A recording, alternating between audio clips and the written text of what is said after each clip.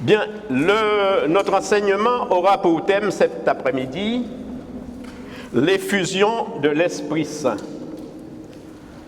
Vous en avez sûrement entendu parler de l'effusion. Chaque année, au moment de la Pentecôte, il y a cette pratique de l'effusion de l'Esprit. Mais est-ce que vous savez exactement ce que c'est? On va en parler. L'effusion de l'Esprit ou baptême dans l'Esprit. Ce n'est pas du tout le baptême que nous avons reçu à la naissance. C'est baptême dans l'Esprit, mais on emploie, pour éviter toute confusion, on dit l'effusion de l'Esprit. Alors cette effusion est née d'un courant spirituel appelé renouveau charismatique catholique depuis de nombreuses années dans divers pays. Ce courant de grâce de la part de Dieu pour son Église n'a cessé de se développer dans la vie de nombreux chrétiens affermis qui, lors de grands rassemblements de prière et de louanges, sous l'action puissante du Saint-Esprit, étaient libérés et guéris et glorifiaient Dieu. Vous en avez certainement entendu parler. On chante, on loue le Saint-Esprit, il vient, et au cours de cette manifestation, la gloire de Dieu descend, il y a des guérisons, des libérations, des délivrances, des conversions dans le peuple de Dieu. Ce courant spirituel semble en tout point correspondre à la promesse de Dieu annoncée dans le livre de Joël au chapitre 2, verset 28. Après cela, dit le Seigneur, je répandrai mon esprit sur tout être de chair. Vos fils et vos filles prophétiseront, vos anciens seront instruits par des songes, et vos jeunes gens auront des visions. Même sur les serviteurs et les servantes, je répandrai mon esprit en ce jour-là. Cette promesse était confirmée d'ailleurs par Jésus à la Pentecôte, et vous trouvez cela dans le livre des Actes des Apôtres, au chapitre 1er, au verset 8. Il est dit, « Mais vous recevrez une puissance, le Saint-Esprit, survenant sur vous, et vous serez mes témoins à Jérusalem, dans toute la Judée, dans la Samarie et jusqu'aux extrémités de la terre. » La première effusion de l'Esprit a eu donc lieu à la Pentecôte. Je pense que tous vous avez lu au moins une fois ou vous en avez entendu parler de l'effusion de la Pentecôte. Elle produit des changements radicaux chez les disciples et ils sont passés de la peur à l'audace. Reconnu officiellement et accepté par l'Église catholique, ce mouvement n'a cessé de progresser depuis, générant ainsi la formation de groupes de prière dédiés. Aujourd'hui, toute personne née de nouveau qui aspire à vivre cette expérience ne peut que trouver un écho favorable auprès de l'Esprit Saint pour sa croissance personnelle et celle de l'Église. Amen. Alors, qu'est-ce que l'effusion de l'Esprit? L'effusion, c'est donc la manifestation du Saint-Esprit qui, par son action puissante, va produire une transformation spirituelle intérieure en ceux qui ont fait la demande et qui sont prêts à recevoir cette effusion. Lors de cette transformation, qui intervient parfois de manière subite ou progressive, les candidats à l'effusion sont alors remplis d'une force, celle du Saint-Esprit, et peuvent recevoir des dons et des charismes. Toute personne, je dis bien toute personne née de nouveau, peut recevoir l'effusion de l'Esprit, soit de façon personnelle lorsqu'elle en fait la demande, soit de façon collective. Ce qu'il faut savoir, c'est que l'effusion de l'Esprit, ce n'est pas un sacrement. Comme le baptême, la confirmation et autres, ce n'est pas un sacrement. C'est à la fois une grâce, une rencontre personnelle avec le Christ qui va nous conduire à une conscience plus affinée de l'appel de Dieu et de l'urgence à y répondre. C'est également une actualisation des dons reçus au baptême et à la confirmation. C'est-à-dire ces dons que nous avons reçus au baptême et à la confirmation, ils sont réactualisés avec cette force supplémentaire qui va nous permettre d'accomplir les œuvres de Dieu. Et c'est enfin un engagement très profond à faire la volonté de Dieu. Parce que si nous recevons l'effusion de l'Esprit et que nous prenons la chose à la légère, nous perdons tout ce que nous avons reçu. Amen. Alors, rappelez-vous que l'Écriture dit dans 1 Corinthiens 12, 31, 1 Corinthiens 12, 31, « Aspirez aux dons supérieurs, et je vais encore vous montrer une voie par excellence. » C'est la parole de Dieu qui le dit. Alors, l'effusion, par elle-même, implique de mener une vie conforme à l'Évangile pour suivre le Seigneur en esprit et en vérité. Avoir une grande soif de la parole de Dieu, c'est-à-dire la lecture, la méditation quotidienne et la mise en pratique. Parce qu'il ne suffit pas simplement de lire la parole. Saint Jacques nous dit, ce serait se faire illusion que de lire la parole de Dieu et ne pas la mettre en pratique. Ce serait se faire illusion. C'est-à-dire que ça ne nous rapporterait absolument rien. Amen. Avoir un cœur libre, humble, obéissant, demeurer dans la fidélité au Christ, la fidélité dans la vie sacramentelle, c'est-à-dire l'Eucharistie, le sacrement de réconciliation et une vie de prière et d'adoration. Amen. Alors, comment sont attribués les dons et les charismes? Alors, je vous invite à lire le 1 Corinthiens, chapitre 12, en totalité. Ce serait trop long à lire. Vous avez la possibilité de le lire et de mieux comprendre jusqu'au bout. Les charismes sont ouverts à tous pour le bien de l'Église et le salut des âmes et contribuent à devenir des instruments de l'amour de Dieu et de sa puissance. Amen. Alors, qu'est-ce qui nous donne les charismes? Qu'est-ce qui nous attribue les charismes? C'est l'Esprit de Dieu et uniquement l'Esprit de Dieu qui attribue aux croyants les dons ou charismes à qui il veut, comme il lui plaît, et cela pour l'édification du corps du Christ. Alors pourquoi? Pourquoi les charismes?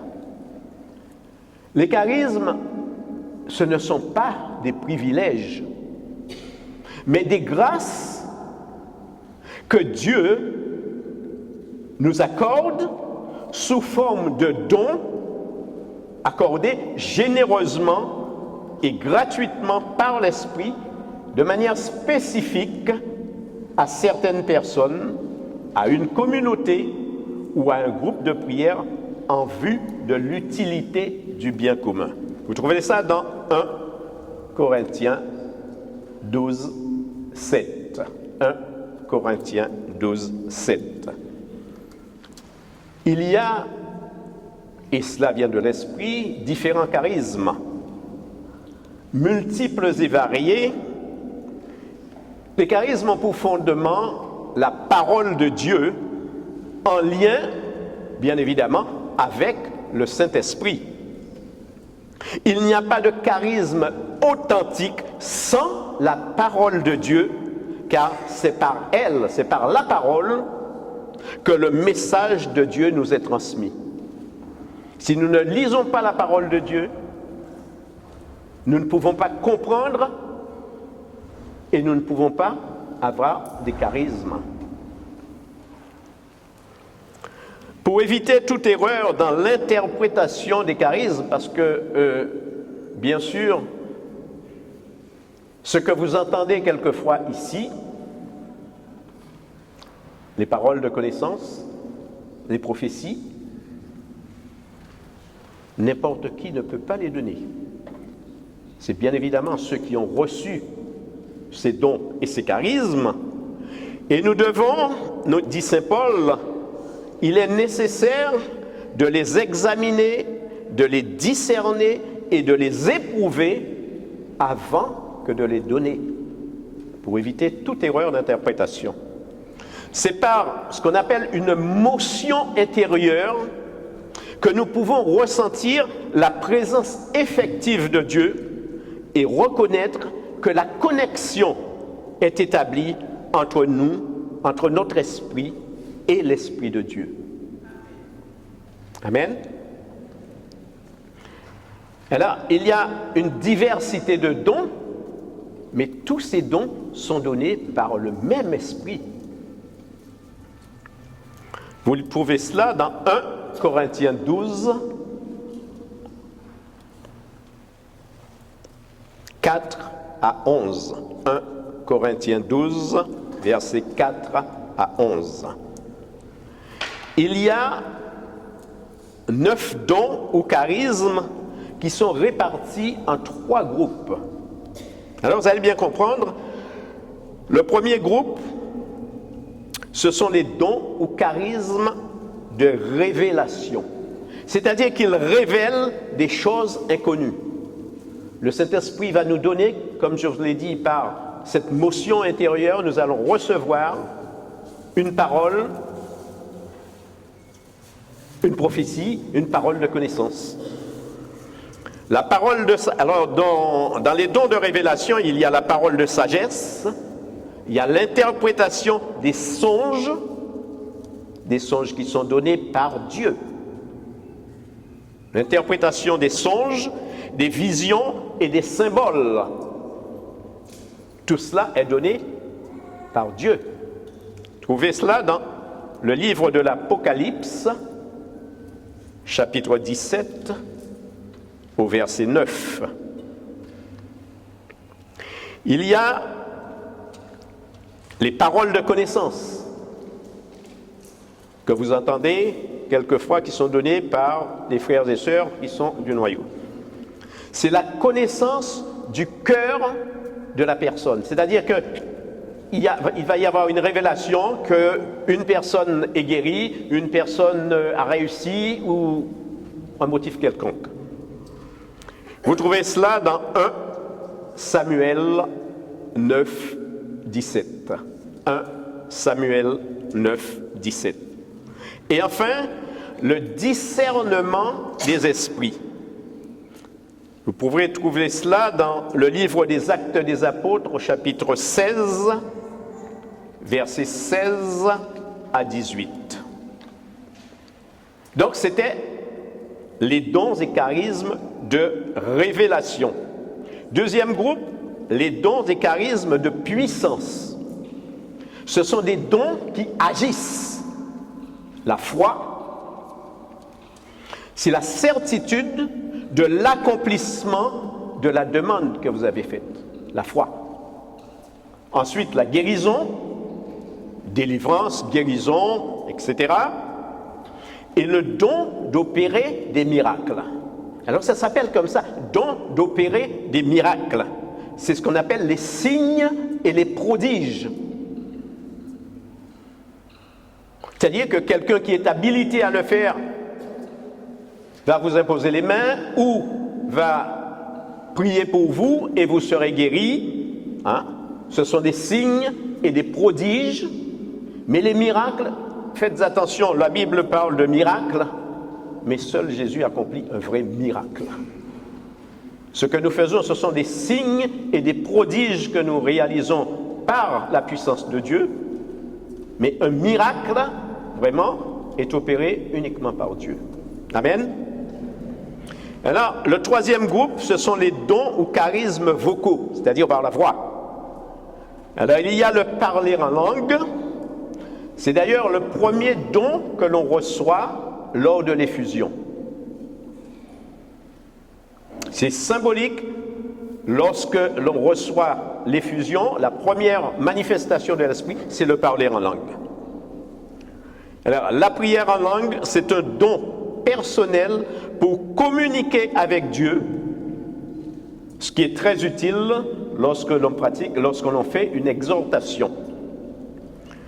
L'interprétation des langues, quelqu'un peut parler en langue, et il faut que ce qu'elle dit, cette personne, cela soit interprété. Donc elle donne l'interprétation, c'est-à-dire la traduction en quelque sorte, si vous voulez, du message qui a été donné en langue.